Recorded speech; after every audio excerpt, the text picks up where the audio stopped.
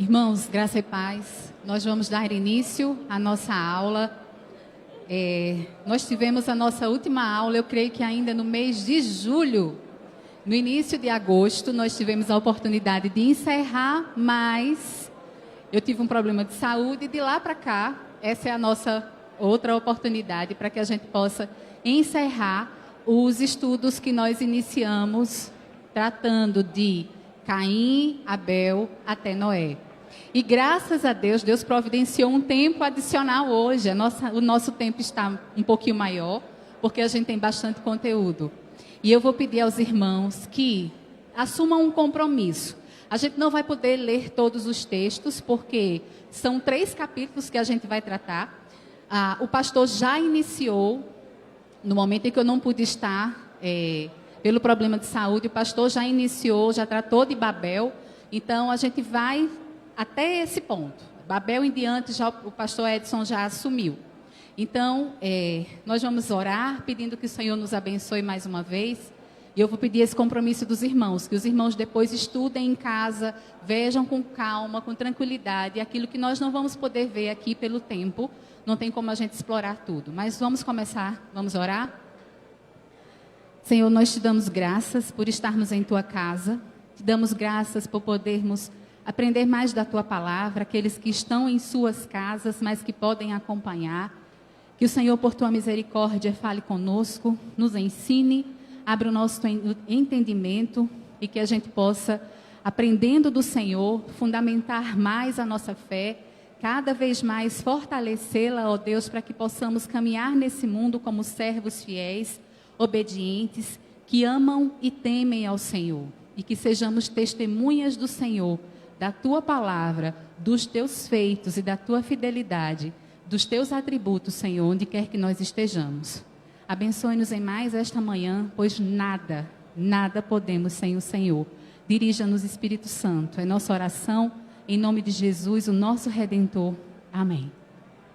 Vamos lá, meus irmãos, vou pedir que vocês abram em Gênesis 8, para que a gente possa dar continuidade.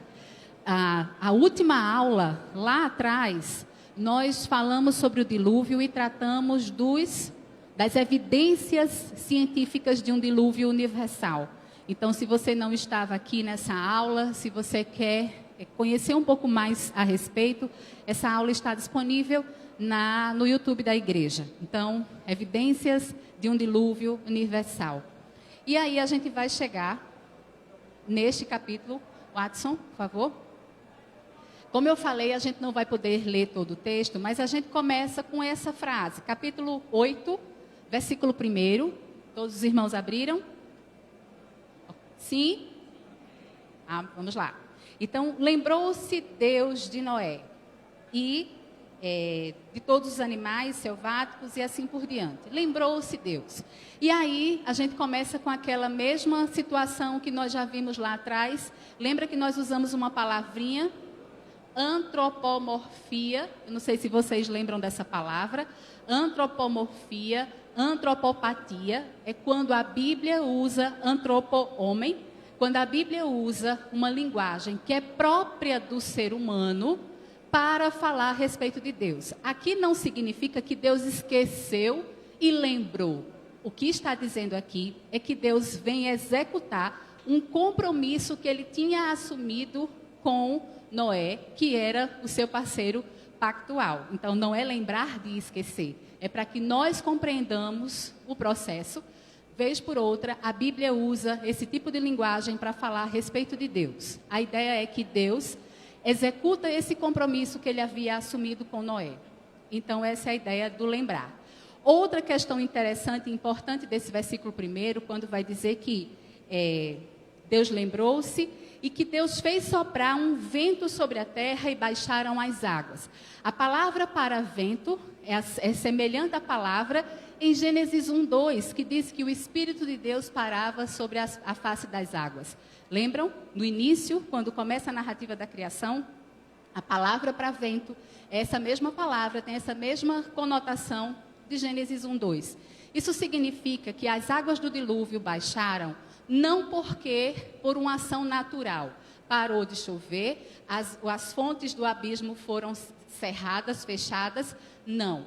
foi uma ação direta do Senhor, por meio do seu Santo Espírito, assim como aconteceu no começo, aqui também, agindo para que as águas recuassem e a reconstrução fosse iniciada. Nos versículos 2 e 3, a gente vai ver a narrativa. Como eu falei, a gente não vai poder ler tudo. Os irmãos vão ficar no compromisso de fazer essa leitura depois. Eu espero que os irmãos façam isso. Mas aí a gente vê nos versículos 2 e 3 que as águas cessam e baixam em torno de 150 dias para que isso aconteça. Nos versículos 4 e 5, vai fazer referência sobre onde a arca parou. E apesar de ter o nome do Monte Ararat, o lugar exato é incerto. Então, sabemos que foi na região da Turquia, mas não há condição de afirmar onde a arca parou, mesmo nos dias de hoje. Então, o que temos são especulações. Os irmãos não podem assumir compromisso, nós não podemos de dizer a arca está em tal lugar, porque isso não foi comprovado, isso não foi descoberto.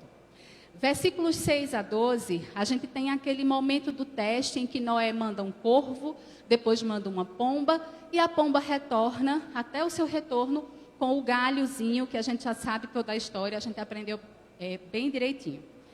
Nos versículos 13 a 17, a gente vai ver que, apesar de Noé já saber que já havia terra seca por causa desse retorno da pomba, Noé aguarda que Deus o mande sair da arca.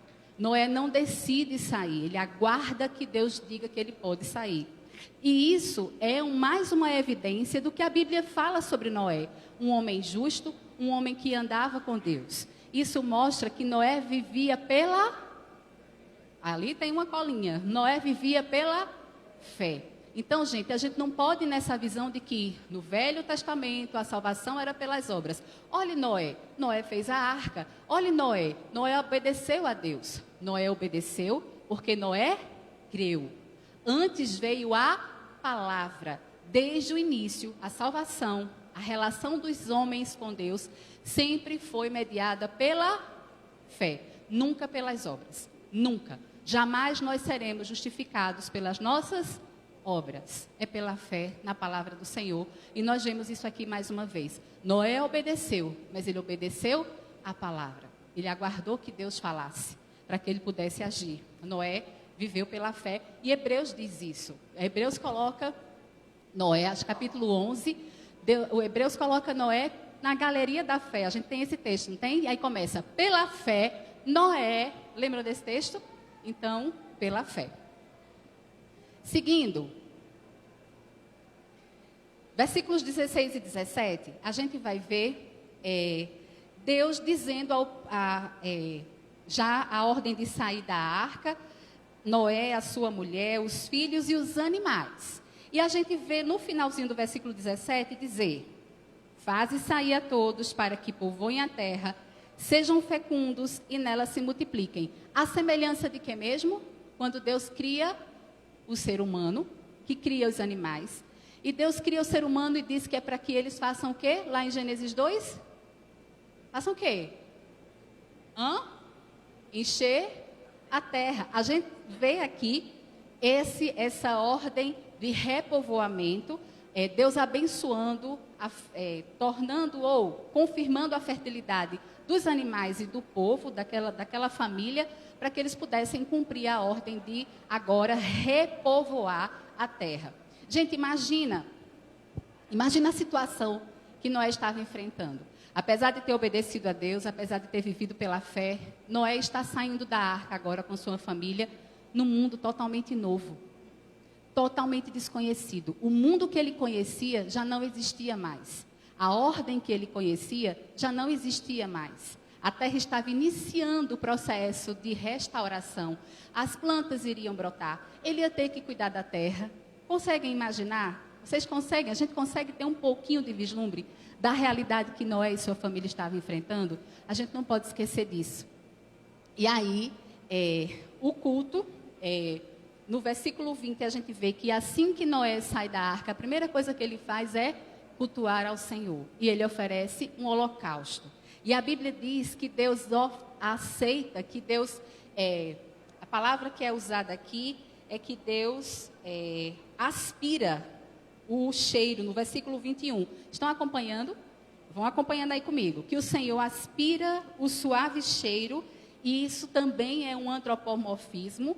Deus não tem narinas, Deus não é que Deus realmente aspira o cheiro, mas a ideia é que Deus aceitou esse sacrifício. Deus aceita o sacrifício oferecido, o culto oferecido por Noé, e aí vem a promessa da preservação da vida. Olha o que vai dizer o versículo 21. Não tornarei a amaldiçoar a terra por causa do homem, porque é mau todo o desígnio do homem, do íntimo do homem, desde a sua mocidade, nem tornarei a ferir todo vivente como fiz. Numa outra versão diz que o coração é inteiramente inclinado para o mal desde a infância. Aqui diz desde a mocidade, mas há versões e a ideia é que desde sempre, desde a mais tenra idade. Nós somos pecadores, nascemos assim, as nossas crianças também são. E isso é muito sério, porque nós vivemos numa geração, já fazendo uma aplicação, nós vivemos numa geração de pais encantados com os seus filhos. Nós vivemos uma geração de pais que permissivos, porque eu julgo dessa forma, um encantamento. A gente quer ser diferente daquilo que a gente viveu. Às vezes tivemos pais mais rígidos e nós queremos criar os nossos filhos de uma maneira mais amigável. E nesse ponto nós estamos abrindo mão da responsabilidade que é nossa, quando a Bíblia diz que nós devemos orientar os nossos filhos e devemos até discipliná-los se for necessário. A Bíblia diz que a estutícia, a tolice está presa ao coração da criança, mas a vara da disciplina afastará dela. E a Bíblia está nos dizendo aqui que desde a infância o coração do homem é inclinado para o mal. A gente não pode esquecer disso. Vamos cuidar dos nossos filhos desde cedo. Não deixa teu filho, não terceirize, nem deixe diante de uma tela, achando que está tudo bem, obrigada. Não é assim. Mas aí só foi um parêntese sobre isso, eu não poderia deixar de aproveitar essa oportunidade. E vejam bem, aqui está dizendo que Deus faz uma promessa, que Ele não vai mais amaldiçoar a terra por causa do homem. Será que Deus está quebrando a maldição que Ele fez lá em Gênesis 3? Quando o homem pecou, lembra que Deus disse, maldita é a terra por tua causa? Lembram disso que a gente viu a maldição? Será que essa maldição está sendo quebrada aqui ou é outra coisa que está sendo dita? Quem acha que é outra coisa? Levanta a mão. Gente, eu vou fazer aquilo que o pastor orientou, que a gente deixa as perguntas para o final, até porque a gente precisa fechar o tempo, tá? Então, quem tem pergunta, vai guardando aí para a gente ver. Realmente é outra coisa. Aqui não é que Deus está tirando a maldição que foi feita no Éden, lá no início. Aqui Deus está dizendo que não vai mais destruir a terra por meio de água. Não é que não vai destruir, não é uma afirmação absoluta. O que está sendo dito aqui é que Deus não vai mais destruir como Ele fez. Tanto é que isso vai ser detalhado mais adiante, a gente vai ver. E aí, Deus assume um compromisso. Olha o versículo 22. Enquanto durar a terra, não deixará de haver sementeira e ceifa, frio e calor, verão e inverno, dia e noite. Gente, a regularidade da natureza é bênção de Deus. É fruto da promessa do Senhor. Então, quando a gente senta à mesa, por exemplo, para se alimentar, a gente agradece ao Senhor porque alguém plantou, porque houve tempo de colheita, porque dia e noite, quando a gente acordar, é Deus cumprindo a sua palavra, a sua promessa. Nunca a fonte será cada um de nós. A fonte sempre é a bênção de Deus, a garantia de que Deus cuida providencialmente da sua criação. Na sua soberania, Deus sustenta a sua criação. Por isso que a glória é dele. Por isso que nós precisamos agradecer pelos mínimos detalhes, a roupa que a gente veste, o trabalho. Porque o mundo funciona do mesmo jeito, desde o início, porque Deus garante assim. Se Ele, no propósito dele, mudar as coisas, tudo se vai. Foi o que aconteceu no dilúvio. Então, louvemos ao Senhor, agradeçamos ao Senhor, reconheçamos que tudo que nós temos é por causa da sua graça, porque Ele sustenta a sua criação. Todo mundo entendeu?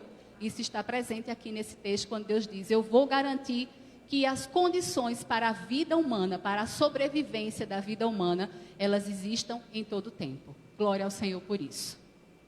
sigamos. Todo mundo está caminhando comigo? Sim? Estão todos entendendo? Então vamos seguir. A gente vai agora para Gênesis 9. Olha que salto a gente já deu, já passamos por Gênesis 8. E agora a gente vai para Gênesis 9. Gênesis 9 tem temas diferentes nesse início. A gente vai ver primeiro, no versículo 1 e no versículo 7, a gente vai ver Deus abençoando, restabelecendo. Agora a gente vê com mais detalhe aquilo que ele disse antes no capítulo 8. Deus restabelece a ordem de propagação da humanidade. Vai dizer, abençoou Deus a Noé e a seus filhos e lhes disse, sede fecundos, multiplicai-vos e enchei a terra. Mesma coisa, paralelo com o texto do início na criação do homem. No versículo 7, vai dizer, Deus diz o seguinte,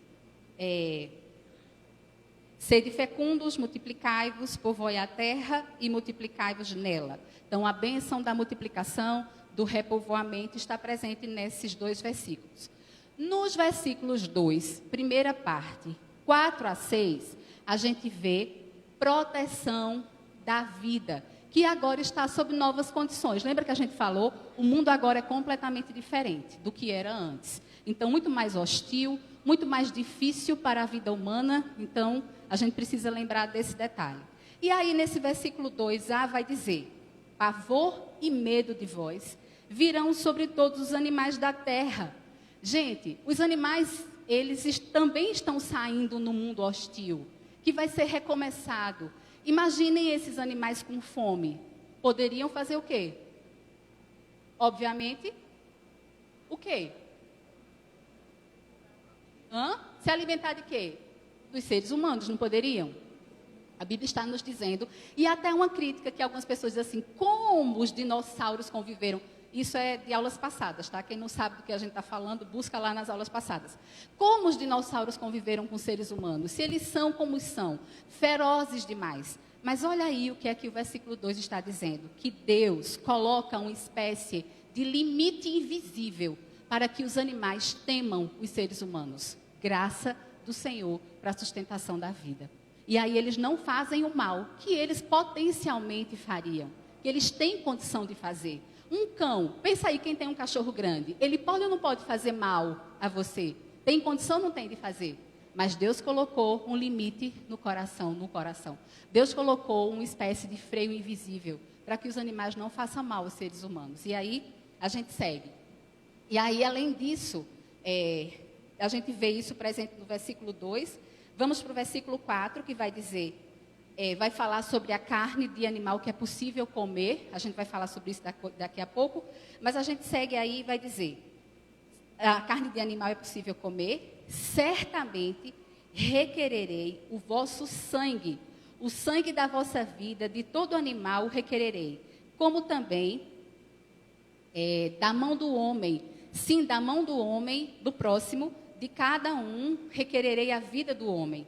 Se alguém derramar o sangue do homem, pelo homem se derramará o seu, porque Deus fez o homem segundo a sua imagem. O que é que a gente tem visto aí? Deus está protegendo a vida dos animais quando ele diz, vocês podem comer os animais, mas não comam com o sangue, ou seja, não ajam de forma bárbara quando vocês forem matar animais para comer. Então, não pode comer animal vivo, você precisa cuidar dessa novidade aí que Deus estabelece ou que Deus permite. Isso não significa que antes já não comessem, os homens já não comessem animais, não é isso, a Bíblia não diz isso. Mas o que diz é que Deus está autorizando formalmente que os animais possam ser mortos para alimentação. Mas a Bíblia diz, cuidado, haja de forma adequada, não haja de forma bárbara, proteção da vida. Mas tem um tipo de vida aqui que é protegida acima de qualquer outra. Qual é esse tipo de vida? A vida humana. Deus está dizendo que vai requerer até do animal, se ele fizer mal ao ser humano. Como assim?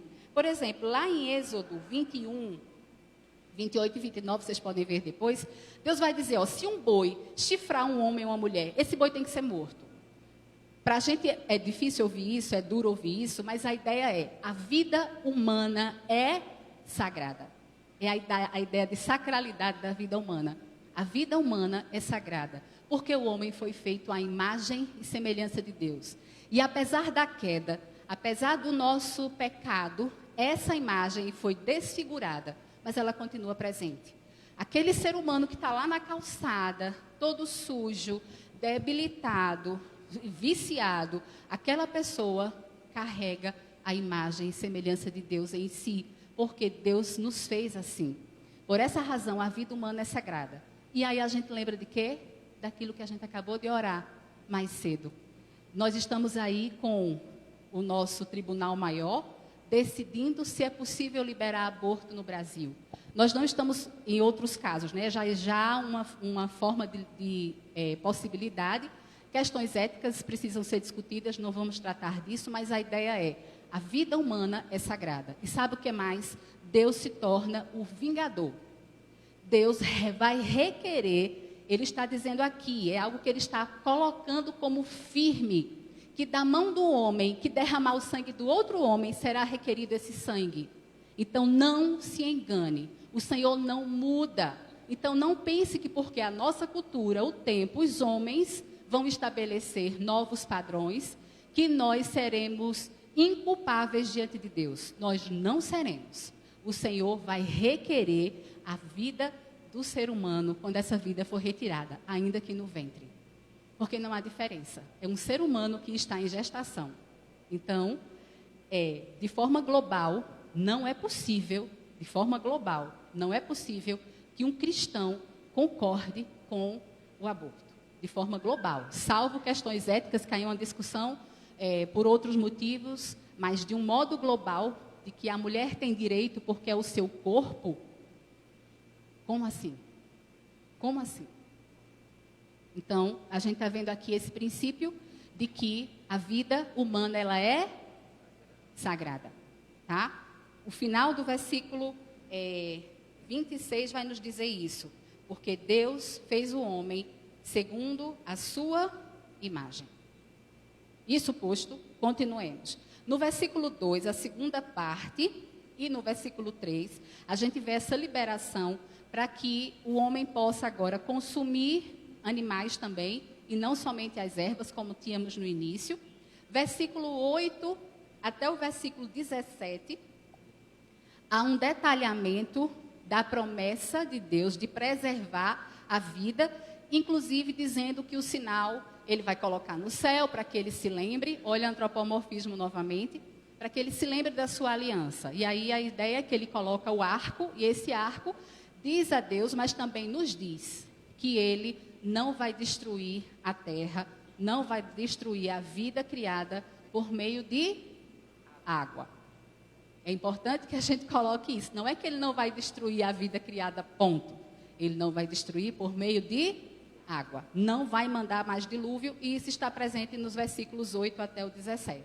Todos caminhando comigo? Sigamos. Agora, nessa parte, a partir do versículo 18, entram alguns personagens, e sobre isso a gente se detém um pouquinho mais, que entram alguns personagens que até então não estavam sendo tão detalhados, que são os filhos de Noé. Versículo 18 diz,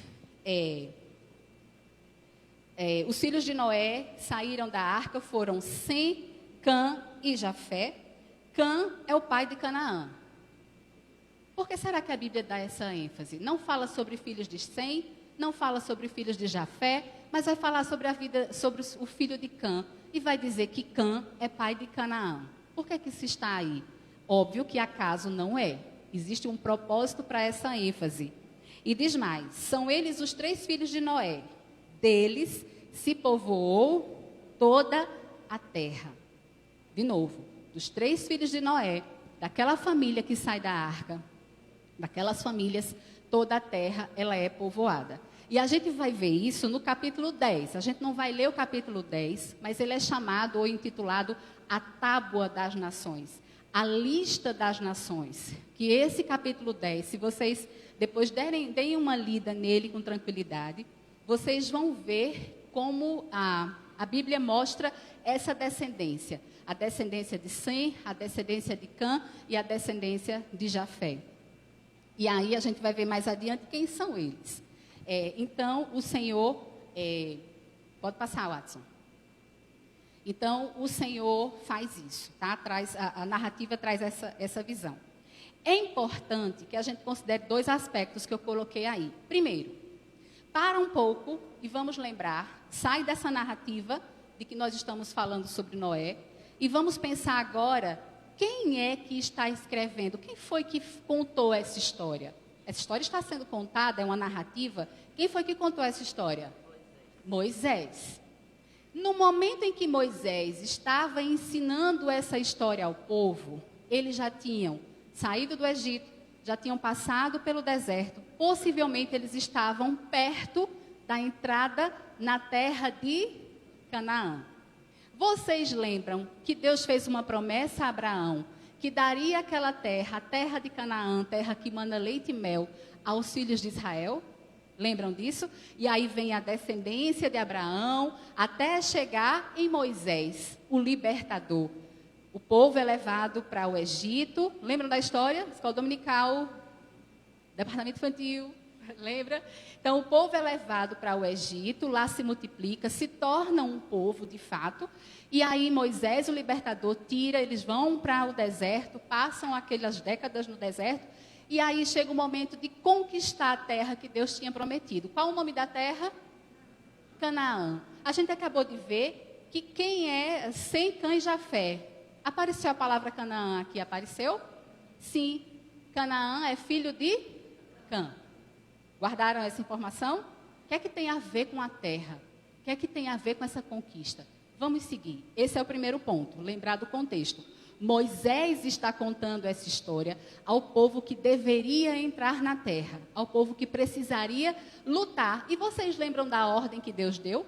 Deus disse assim, ó, quando vocês forem entrar na terra de Canaã, façam amizade com as pessoas que moram ali.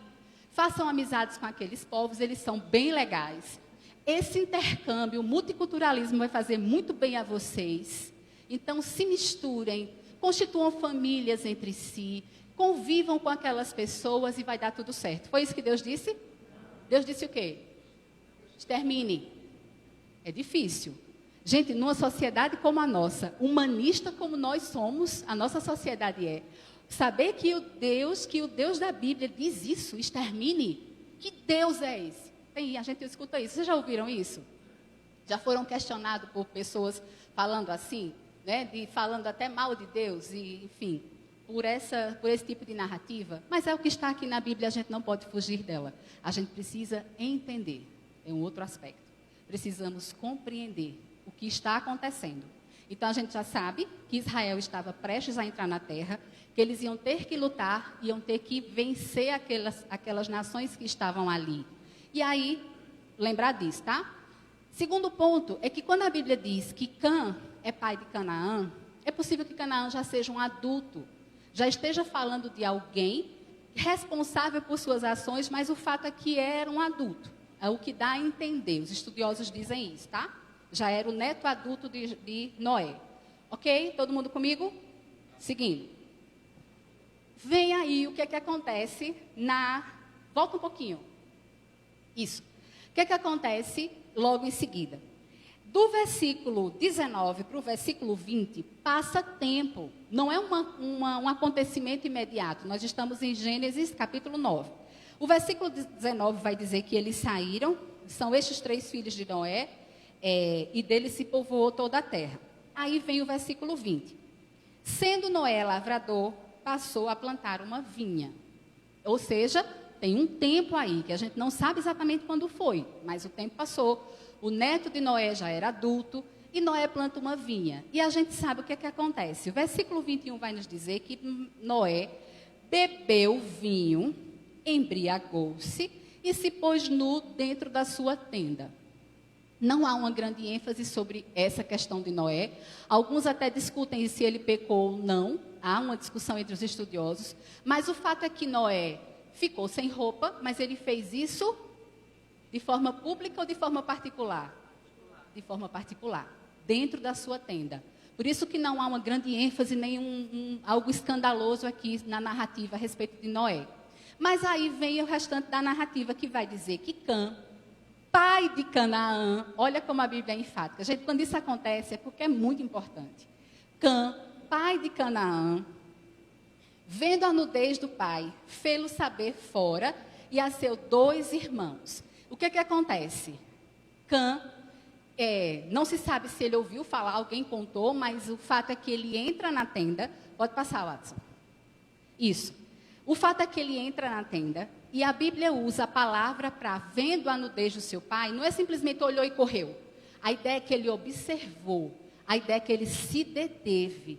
A ideia é de perversão sexual. Alguma coisa errada ali na mente de Cã. O fato é que ele se deteve e a conotação é de perversão sexual por parte de Cã. E a Bíblia diz que ele sai e vai dizer aos seus irmãos, em tom de zombaria. Ele leva como algo jocoso. O que acontece aqui? Algo que era particular, ele torna público. E ainda faz isso desonrando o seu pai. Cã era pai de Canaã. Imaginem agora que é possível que essa característica lasciva de Cã esteja presente na vida de Canaã. É possível que os povos que vieram deles sejam povos marcados por perversão sexual. Será que isso é verdade? O que vocês acham? Sim ou não? Sim.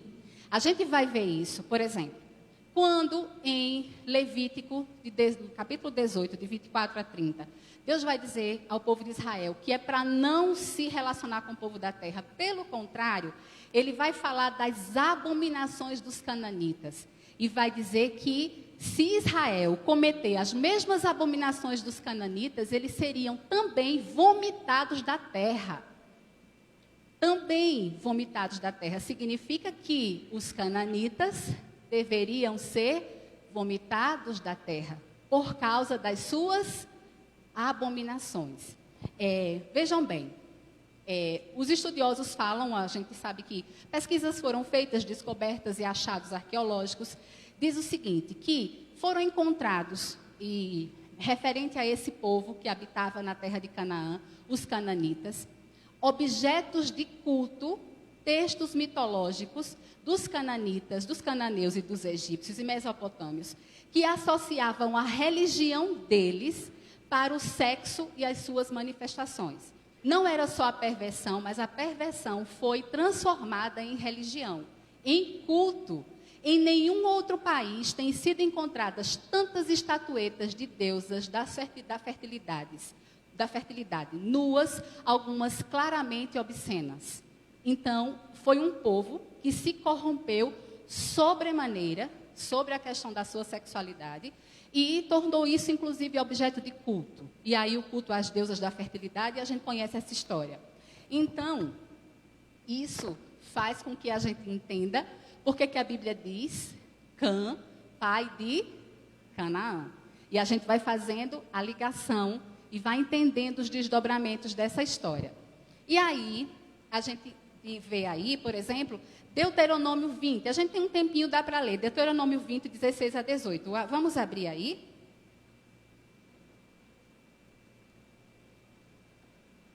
Deuteronômio 20, 16 a 18.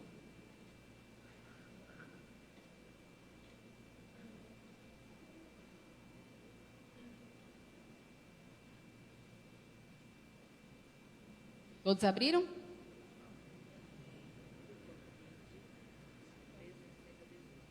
Deuteronômio 20, 16 a 18 vai dizer assim: porém, das cidades dessas nações que o Senhor teu Deus te dá em herança, não deixarás com vida todo o que tem fôlego. Antes, como te ordenou o Senhor teu Deus, destruí-las-ás totalmente. Os heteus, os amorreus, os cananeus, os ferezeus, os heveus e os jebuseus, para que não vos ensinem a fazer segundo todas as suas abominações que fizeram a seus deuses, pois pecaríeis contra o Senhor vosso Deus. Vocês sabiam que não somente eles tinham esses cultos e essas práticas, como eles também, por exemplo, adoravam ao deus Moloque. E sabe como era o culto a ele? Que uma das práticas de adoração a Moloque, eles faziam grandes imagens colocavam fogo dentro dessas imagens e colocavam os seus filhos primogênitos ali dentro. Ofereciam suas crianças em sacrifício. E aí, por essa razão, Deus está dizendo, esse povo tem que ser exterminado da terra. E vocês não podem se relacionar com eles. Pergunta, Israel obedeceu? A gente sabe o resto da história, né? Que Israel também, vários israelitas também ofereceram culto a Moloque e assim por diante. Também se perverteram e assim por diante. Mas a ideia é que Deus dá essa ordem para a destruição dos povos da terra. Viram que a gente leu uma lista de povos? Vamos agora para Gênesis 10. Lembra que eu falei que Gênesis 10 é o detalhamento dessa descendência. É a tábua das nações. Gênesis 10, de 15 até o 18, vai nos dizer. Gênesis 10, 15 a 18. Está relatando essa descendência. Os filhos de Sem, Cã e Jafé. Quem são eles? Quando vai falar sobre Cã, está no versículo 6, que diz que Cã teve como filhos Cuxi, Misraim, Puti e Canaã. Estou com pena de Diego. Cuxi, Misraim, Puti e Canaã.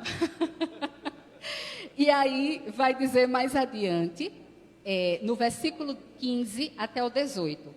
Canaã gerou a Sidom, seu primogênito, e a Et, e aos Jebuseus, aos Amorreus, aos Gigarzeus, aos Eveus, aos Arqueus, aos Sineus, aos Arvadeus, aos Emareus e aos Amateus, e depois se espalharam as famílias dos cananeus. Aquela lista que a gente acabou de ler em Deuteronômio 20, como sendo povos que cometiam abominação, está aqui presente, não está? Entenderam? Entenderam o contexto? E aí vamos seguir. Capítulo 9, ainda vem, Deus faz a consequência do que aconteceu, a gente já sabe como isso se deu, e aí a gente vai ver como consequência disso, a gente vai ver que Deus, deixa eu volta um pouquinho, por favor. A gente vai ver, antes de chegar lá, a gente vai ver a consequência. Vamos para o capítulo 9. Voltem para o 9. E a gente vai ver que...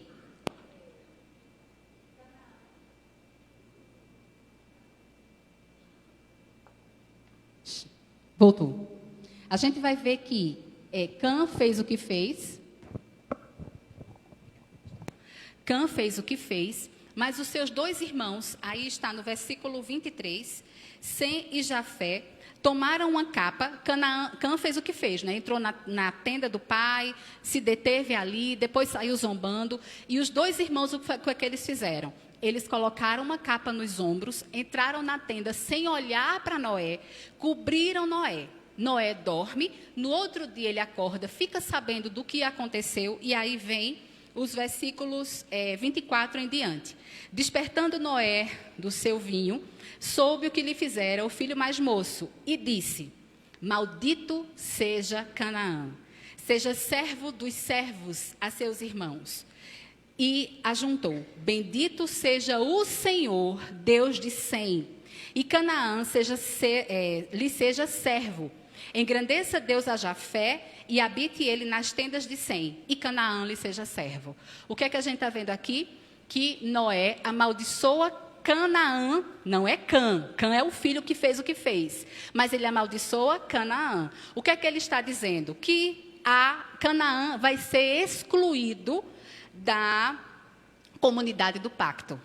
Canaã está sendo excluído da comunidade do pacto. Mas a gente já sabe por quê. Não somente Noé estava ali, de alguma maneira, dando a paga à ação errada de Cã, como ele estava já agindo porque sabia, seu neto era adulto. Lembra que a gente viu isso? Seu neto já era adulto e certamente, profeticamente, Noé estava tratando desse futuro desses povos que viriam de Canaã. Todo mundo entendeu isso? Canaã, ele é amaldiçoado por Noé. Diz que ele vai ser servo, não somente servo, mas servos dos servos. E, além disso, ele vai, além da maldição que ele profere contra Canaã, aí sim pode passar, pela ação correta de Sem, de Jafé, pode passar. Isso. Pela ação correta de Sem e de Jafé, a gente vai ver que eles são abençoados. Detalhe, de Sem vem Abraão.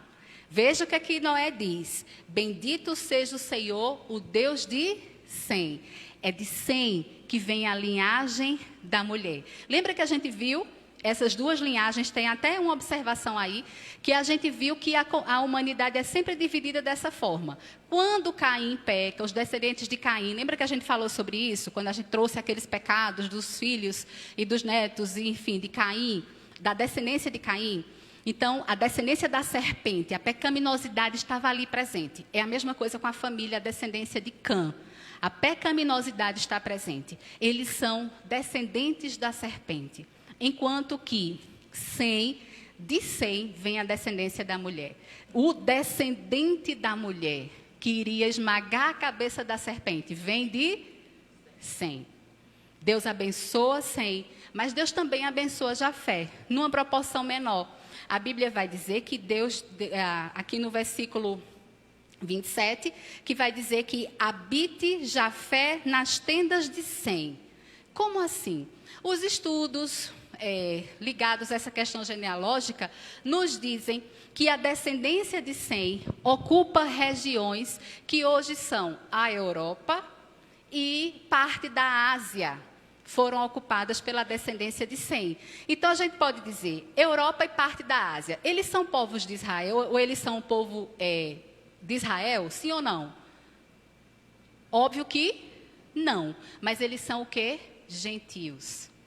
E a bênção do povo de Israel, ela é extensiva aos gentios. Os gentios habitarão sob a proteção do descendente de Sem. E aí, olha que coisa linda. Quem é o descendente principal de Sem? Sob quem os gentios também podem se abrigar? Quem é? O Senhor Jesus. É dele, é nele que essa profecia se cumpre. E é lindo. Por exemplo, Europa, muitos dos povos europeus, inclusive Portugal, tem estudos que falam isso, que são descendentes de Jafé. Os portugueses vieram até nós. Nós temos, em certa medida, sangue de Jafé. E nós nos protegemos sob a tenda da descendência de Sem. Nós não somos semitas de origem, mas nós somos adotados. A Bíblia nos diz isso? Que nós, que não somos Israel de fato, somos adotados pelo Senhor. Olha aí, a profecia de Noé se cumpriu, glória ao Senhor, e nós fazemos parte dela. É claro que com o passar do tempo isso se perde, mas estudos mostram isso. Há estudos específicos sobre genealogia que conseguem trazer essas informações para a gente. E uma questão importante, pode passar. Isso. Uma questão importante é que essa maldição, ela tem exceções. Por exemplo, quando a gente pensa na terra de Canaã, na conquista de Canaã, qual foi a primeira cidade que eles conquistaram? Sim, Jericó. O que é que acontece em Jericó? Alguém dali de Jericó é poupado. Quem é? Quem lembra? Raabe. Raabe era o quê? Prostituta. Mas Raabe creu. Apesar de a maldição estar sobre os povos de Canaã, que seriam conquistados, mas aqueles que creram, eles foram abrigados, eles foram salvos. Raabe é um exemplo, que essa profecia, ela tem as suas exceções. Gente, se o povo de Israel, ou quando o povo de Israel se comportou como os cananitas, eles também foram rejeitados por Deus. Quantas vezes a gente tem narrativas da terra abrindo a boca e engolindo famílias inteiras do povo de Israel? Por quê? Porque é o compromisso com o Senhor que vai fazer, vai dizer quem você é. Vai dizer quem é de fato dele e quem não é. Não é, e a Bíblia diz isso, não é o sangue somente. Da descendência de Abraão, Deus pode suscitar até das pedras. Mas é pela fé que são os filhos de Abraão. São os herdeiros da promessa, são aqueles que são incluídos na família pela fé no Senhor Jesus Cristo. Essa é a chave. Sempre foi, desde o começo, e continua sendo. Não importa se é descendente, se deixa de ser, se existe promessa, porque o Velho Testamento, a gente está vendo um movimento aí de restauração de Israel, muita coisa já foi restaurada, já são povo novamente, inclusive alguns movimentos até para a restauração do templo de sacrifícios. Sabiam disso? Estão aí movimentando, mas a Bíblia nos diz que os servos do Senhor são aqueles que são pela fé. Então, isso é pacífico, é o Senhor Jesus que abre essa porta. E aí, a gente vê Raabe mostrando essa exceção, apesar de ser do povo que deveria ser rejeitado, mas Raabe é salva e não somente é salva. Raabe passa a fazer parte da genealogia do Senhor Jesus. Veja, que lindo, que maravilha, a graça de Deus como se manifesta de inúmeras maneiras, a multiforme graça do Senhor. Pode passar. E aí a Bíblia vai já encerrando a narrativa, vai dizer que Noé vive ainda 350 anos após o dilúvio e morre, no versículo 29 vai falar sobre a morte de Noé com 950 anos. Isso é uma prova de que aquela informação que é dada lá atrás, de que Deus diz que a vida humana não vai durar mais de 120 anos, não está se referindo à vida humana de um modo geral, está falando daquela geração. Olha a prova aí, Noé viveu 950 anos. E aí vem o capítulo 10, que a gente não vai ler. Pode passar. Watson. O capítulo 10 a gente não vai ler, os irmãos vão ficar para estudar em casa, que é exatamente essa lista das nações, que é chamada, nominada Tábua das Nações. E aí já estamos chegando no final, pode passar, para finalizar. A gente vai ler, nós vamos ler 2 textos juntos. Um eu coloquei aí, que eu quero que os irmãos leiam comigo. Vamos ler juntos o que diz aí. E, como aconteceu nos dias de Noé, assim será também nos dias do Filho do Homem. Comiam, bebiam, casavam e davam-se em casamento, até o dia em que Noé entrou na arca e veio o dilúvio e os consumiu a todos. Assim será no dia em que o Filho do Homem se há de manifestar.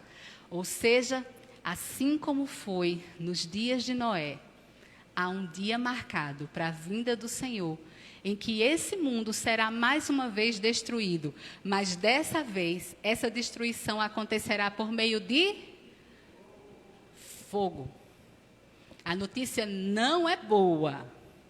E não adianta a gente querer fugir ou dizer que não creio. Todo mundo pode ter o direito de dizer não creio, tudo bem. Mas a sua falta de fé não vai mudar os planos do Senhor. E no dia marcado, no calendário de Deus, esse dia, isso vai acontecer. Eu vou pedir que vocês abram.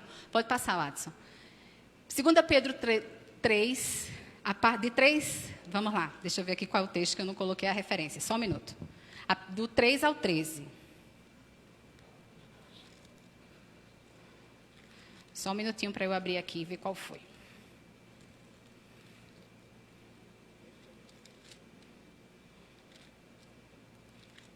É isso mesmo, 3, do 3 ao 13. É um texto longo. Mas a gente vai... Volta um pouquinho, Watson. Isso, deixa só aí. É um texto longo, mas a gente vai ler esse texto para a gente encerrar. 2 Pedro 3, de 3 a 13. Eu não sei se... Watson, quer colocar Se todos vocês têm a mesma versão, eu gostaria de ouvir toda a igreja lendo esse texto. Forte, alto, entendendo o que nós estamos lendo. Do versículo 3, 2 Pedro 3, de 3 a 13. Pode ser... Pronto, vamos lá. Vamos ler juntos?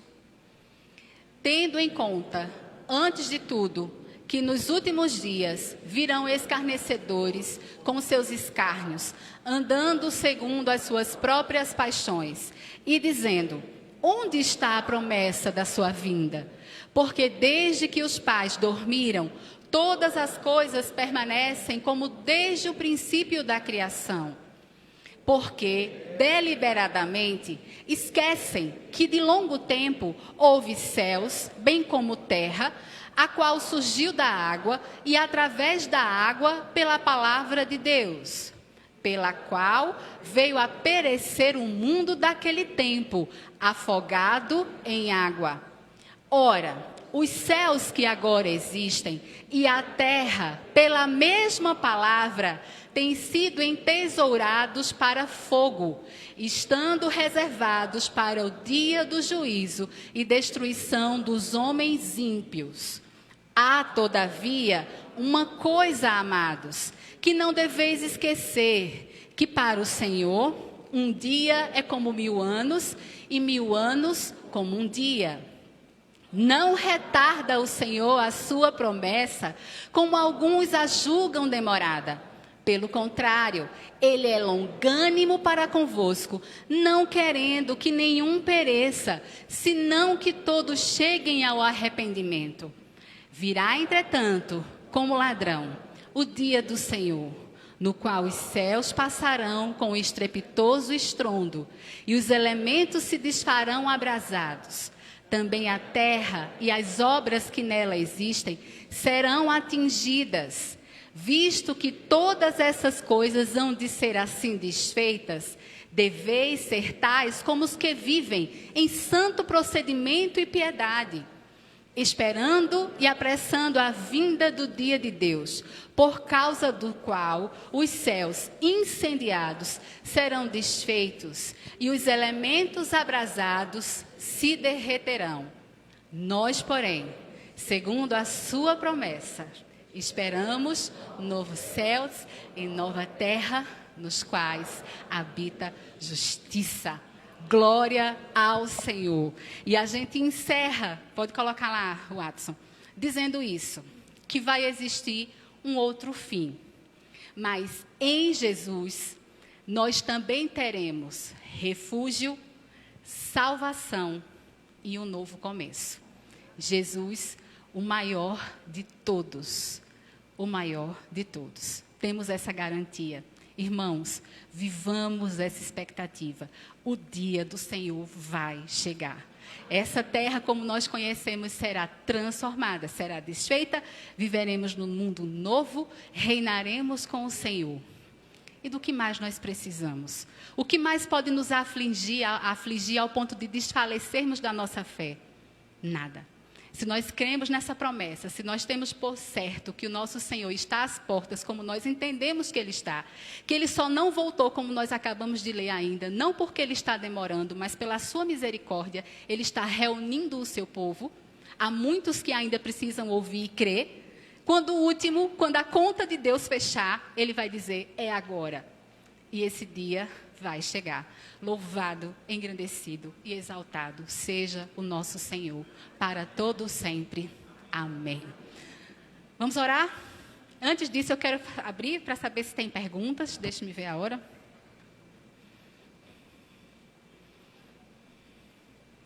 Oito minutos. Perguntas? Vou pedir a Josué que pegue o microfone, por gentileza. Alguma pergunta, por gentileza, levantando as mãos. Os irmãos são muito benevolentes. Que coisa boa. Amém. Tem uma. Aonde? Ali. Aqui, tem mais ali. Tem duas, então. Ali, o Aqui Jorge. Gente, pergunta difícil não vale, tá? Tenham cuidado, misericórdia da irmã. Ainda bem que o pastor está aqui.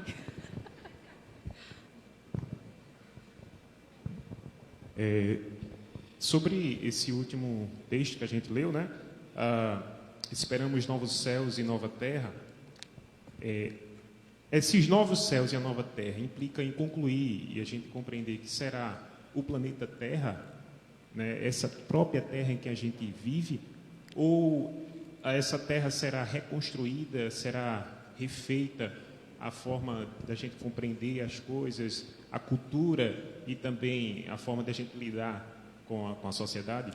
Considerando que a gente acabou de ler que o mundo como a gente conhece vai passar pelo fogo, é a ideia de destruição e reconstrução. Deus vai trazer um mundo novo. Então, não sabemos detalhes a respeito, nós não conseguimos sequer visualizar, porque a Bíblia não faz isso, mas a ideia é, o mundo como nós conhecemos será transformado. Primeiro um processo de destruição e um processo de construção. Agora, a Bíblia diz que essa nova terra, ela é celestial, ela vem com o Senhor. A gente tem vislumbres a respeito disso. Pastor, quer falar alguma coisa, completar?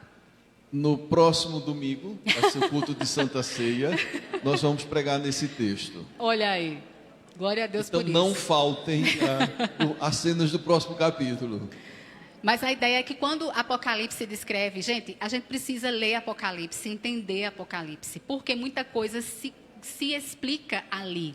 Até mesmo a história desse sofrimento, da perseguição do povo de Deus, está presente em Apocalipse. Não é só sobre a vinda de Jesus, mas é sobre a história da redenção.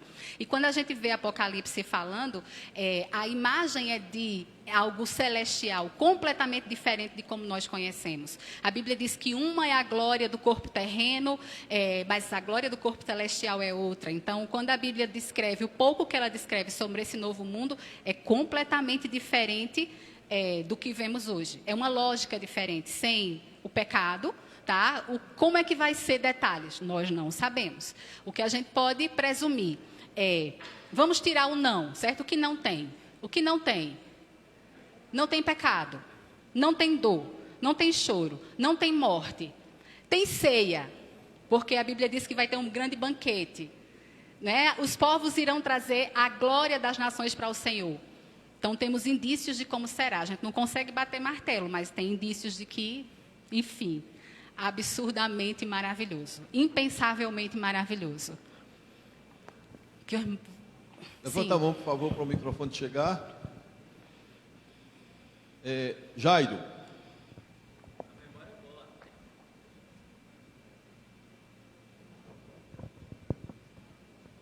Na realidade, qual é o nome da senhora? Isabela. Isabel. Só queria externar minha gratidão, porque a oratória da senhora foi tão bem desenhada e mastigada que restam poucas perguntas.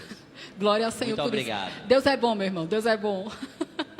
Então, com essas palavras, vamos orar. Isabela, pode orar. Antes da oração de Isabela, quero informar que já ganhamos 1 metro quadrado de doação lá do terreno da Argentina. Já temos 1 metro quadrado. E aí, o mínimo são 10. O mínimo são 10 metros. Queira Deus. Amém, Cirlande? Amém. Cirlande está feliz. E no próximo domingo, Cirlande vai fazer uma breve apresentação do projeto lá, de uma maneira bem objetiva, para que o nosso coração seja movido para essa obra. Vamos orar. Antes eu quero agradecer, tá? Agradecer aos irmãos o tempo, a paciência e ao pastor a confiança. Vamos orar. Senhor, nós te agradecemos por tua palavra, te agradecemos porque toda ela é revelação do Senhor. O Senhor nos fala por todas as Escrituras e nós te louvamos por isso.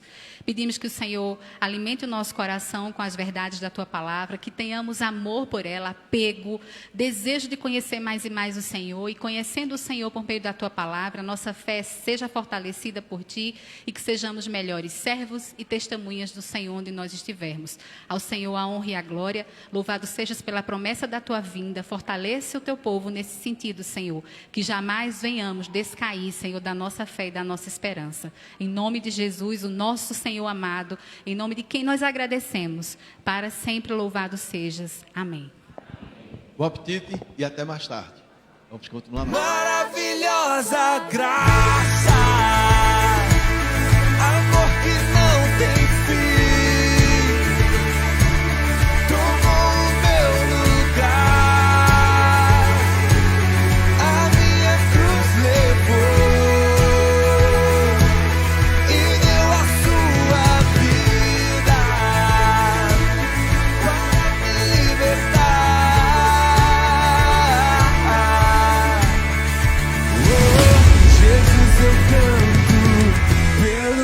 Fez por mim.